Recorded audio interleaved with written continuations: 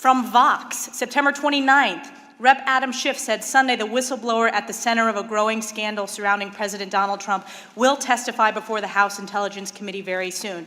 On CNN, September 29th, Schiff said Sunday on ABC as well as NBC's Meet the Press that he expects the whistleblower to testify very soon. The Washington Post, September 29th, in an appearance on ABC News this week, Schiff echoed Pelosi's message. He also said he expected the Intelligence Committee to hear from the whistleblower very soon, pending a security clearance from Acting Director of National Intelligence, Joseph McGuire. Whoa, did you guys catch that? That is what panic looks like, folks. Adam Schiff just got absolutely schooled with his own words, and he had nowhere to hide. Elise Stefanik didn't just bring an argument. She brought the archives.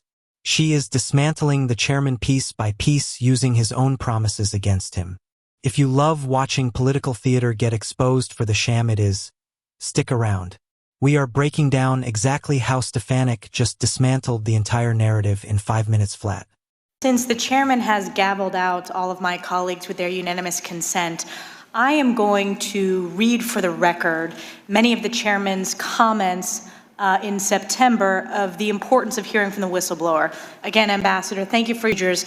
I'm just going to use the 5 minutes for this. September 29th, in the Wall Street Journal, quote, the whistleblower at the center of the impeachment investigation of President Trump will testify in the House very soon. This is a quote by the chairman. USA Today, September 29th. Talking with ABC News this week, Schiff, the Democrat who chairs the House Intelligence Committee, said the whistleblower would testify very soon, and the only thing standing in the way was getting security clearances for the attorneys representing the whistleblower so they could attend the testimony. From Vox, September 29th, Rep. Adam Schiff said Sunday the whistleblower at the center of a growing scandal surrounding President Donald Trump will testify before the House Intelligence Committee very soon. On CNN, September 29th, Schiff said Sunday on ABC as well as NBC's Meet the Press that he expects the whistleblower to testify very soon. The Washington Post, September 29th, in an appearance on ABC News this week, Schiff echoed Pelosi's message. He also said he expected the Intelligence Committee to hear from the whistleblower very soon, pending a security clearance from Acting Director of National Intelligence, Joseph McGuire. In the Huffington Post, Schiff told ABC's this week that he expects the whistleblower to appear before this committee very soon. In the New York Post, quote, we'll get the unfiltered testimony of that whistleblower.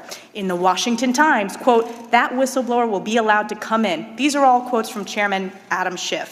In Talking Points memo, the question was posed, actually this was by George Stephanopoulos, have you reached an agreement yet with the whistleblower and his or her attorneys about coming before the committee and providing the information firsthand? Quote, yes, we have, Schiff responded, and as DNI McGuire promised during the hearing, that whistleblower will be allowed to come in without a minder from the Justice Department or from the White House to tell the whistleblower what they can and cannot say. We'll get the unfiltered testimony of that whistleblower. In Daily Kos, we're ready to hear from the whistleblower as soon as that is done, and we'll keep obviously riding shotgun to make sure that the acting director doesn't delay in that clearance process. In CNBC, we'll get the unfiltered testimony of that whistleblower. In Market Watch, House Intelligence Committee Chairman Adam Schiff said Sunday that an agreement has been reached under which the whistleblower will testify before the committee very soon. I can keep going, but again, the chairman refused to allow us to put these into the record with unanimous consent. So I've read those out, and as we know, it is important to protect whistleblowers from retaliation and from firing, and we want to make sure whistleblowers are able to come forward. But in this case, the fact that we are getting criticized by Chairman Adam Schiff for statements that he himself made early on in this process shows the duplicity and just the abuse of power that we are continuing to see. With a minute 54 seconds left, I'll yield to my colleague, Mr. Jordan. I think, but there's still 4 people we've deposed that we have not been able to use see their transcripts, have their. Ambassador Ivanovich, I want to follow up on some of the questions from my colleagues. Some of the early questions seem to suggest that your testimony here was completely irrelevant to the issues at hand. Why are you even here? Isn't this just some small matter that should have been referred to HR? So I want to bring our attention to someone who thought you were actually very important to this whole plot or scheme, and that is the President of the United States. There was only one ambassador, I believe, who was discussed by the President in the July 25th call, and that was you, Ambassador Ivanovich. And I want to refer back to how you were brought up in that conversation. At one point during the conversation, the president brings up this prosecutor who was very good, and it was shut down, and that's really unfair. And I think you indicated earlier that that was a likely reference to Mr. Lutsenko, the corrupt prosecutor. Is that right? I believe that is the case, but I don't know. So immediately after the president brings up this corrupt former prosecutor, only one, I'm sorry, my staff is correcting me, only one American ambassador is brought up in the call. Immediately after the president brings up this corrupt prosecutor that he praises and says he was treated very unfairly, he then encourages Zelensky to speak with Giuliani, the guy who orchestrated the smear campaign against you, correct? Yes. And he then brings you up. So he praises the corrupt prosecutor. He says, I want you to talk to Giuliani, the guy who smeared you. And then he brings you up. He obviously thought you were relevant to this. But what is even more telling is immediately after he brings you up and says that you, the woman, was bad news, he says there's a lot to talk about Biden's son, that Biden stopped the prosecution, and a lot of people want to find out about that, so whatever you can do with the Attorney General would be great. Immediately after praising this corrupt prosecutor, he attacks you, and then he goes right to Biden. That would indicate to you, wouldn't it, Ambassador, that he connects you somehow with this prosecutor you were at odds with and his desire to see this investigation of Biden go forward, would it not?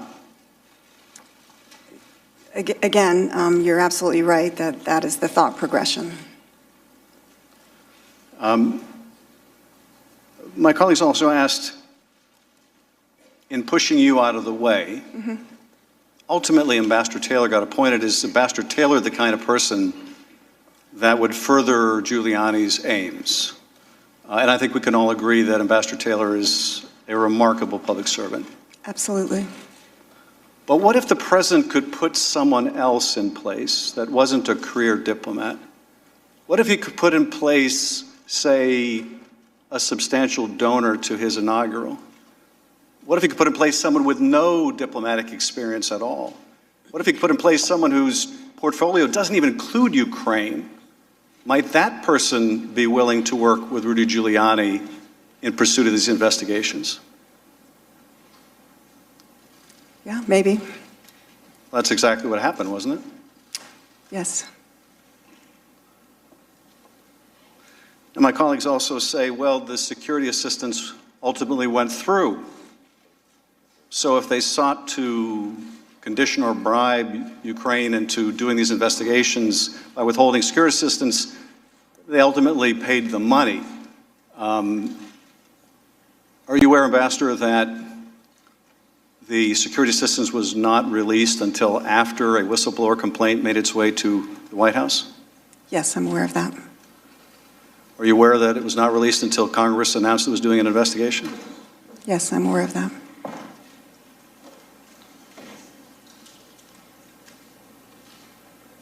And finally, I want to ask you about the call record that my colleague read at the outset. I'm curious about this. And just for people watching at home so they're not confused, there are two calls here. There's the perfunctory congratulatory call after Zelensky is inaugurated, which my ranking member read this morning. And then there's, of course, the very problematic call in July. And one of the reasons we are here is what happened between April and July. But there was a readout put out by the White House at the time the April congratulatory call was made. And the White House readout said that the president discussed with Zelensky helping Ukraine root out corruption. Now that, in fact, doesn't appear anywhere in that call. So I want to ask you, Ambassador, why would the White House put out an inaccurate reading? Why would the White House represent that the president said something about corruption when he said nothing about corruption in that call or, in fact, in the one in July? I can't answer that question. I don't have visibility into that. I thank you. I yield now 5 minutes now to recognize the ranking member. I just remind the gentleman there's actually 3 calls. There's the 2 calls with President Trump and the one that you reiterated in our last hearing a couple of weeks ago. Ambassador, I just want to clarify something before I yield. Are you against political appointed ambassadors? Is it not the president's prerogative to appoint whoever he wants in any country?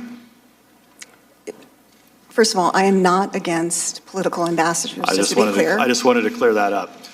Now can I yield to Ms. Stefanik? I know, Ms. Stefanik, you had a few quick questions for the ambassador. I'll yield to you, Ms. Stefanik. Thank you, Mr. Nunes. Ambassador Yovanovitch, thank you for being here today. The gentlewoman will suspend. What is the interruption for this time? It is our time. The gentlewoman will suspend. You're not recognized. Mr. Nunes, you are minority counsel. I just recognize. Under the House Resolution 660, you're not allowed to yield time except to minority counsel. The ranking member yielded time to another member of Congress. No, that is not accurate. You're gagging the young lady from New York? Ambassador Yovanovitch, I want to thank you for being here today. Gentlewoman will suspend. You're not recognized. This is the 5th time you have interrupted members of Congress, duly elected members of Congress. Gentlewoman will suspend. Mr. Chair, we control the time. It's been customary of this committee that whoever controls the time can yield to whoever they wish. If we have members of Congress that have a few questions, it seems appropriate that we be able to let Ms. Stefanik ask her questions. Okay, let's take a breath because that was intense. I mean, wow. Elise Stefanik just put on a masterclass in how to handle a bully in Congress. First off, let's talk about the strategy here. It is brilliant. She didn't scream, she didn't yell, and she didn't resort to theatrics. She just calmly read the record. Did you hear that list? September 29th, Washington Post, USA Today. She literally quoted Adam Schiff promising over and over again that the American people would hear from the whistleblower. He said, unfiltered testimony. He said, very soon. He was all over TV promising transparency. But what happens when she tries to put those quotes into the official record? Schiff shuts it down. He refuses to let her enter his own words into the record. Why? Because he knows he's been caught. He knows that he changed the rules in the middle of the game the second he realized the whistleblower's testimony might fall apart under cross-examination. Stefanik called it exactly what it is, duplicity and an abuse of power. It is the absolute definition of rules for thee, but not for me. You can see him sitting there just stewing because he knows she has him dead to rights. And you have to love Jim Jordan jumping in there with the assist, too. He points out the total absurdity of this sinister scheme narrative the Democrats are pushing. Think about it. If the White House was plotting some massive corrupt conspiracy, why on earth would they replace Yovanovitch with Bill Taylor, who turned out to be the Democrats' own star witness? It makes zero sense. And Jordan is right to be angry. Schiff is hiding transcripts. They are keeping evidence locked in the basement because it doesn't fit the story they want to sell you on the evening news. Then look at Schiff later in the video. He looks completely rattled, doesn't he? When he starts questioning Yovanovitch, he's totally deflecting. He's trying to make this impeachment about hurt feelings and Trump calling someone bad news on a private phone call. Why? Because he can't defend his broken promises. He can't defend why he lied about the whistleblower testifying. He's grasping at straws, talking about White House readouts from April, trying to find anything to distract from the fact that Stefan just exposed his entire charade. Honestly, this scene proves one thing. Adam Schiff is terrified of the facts coming out.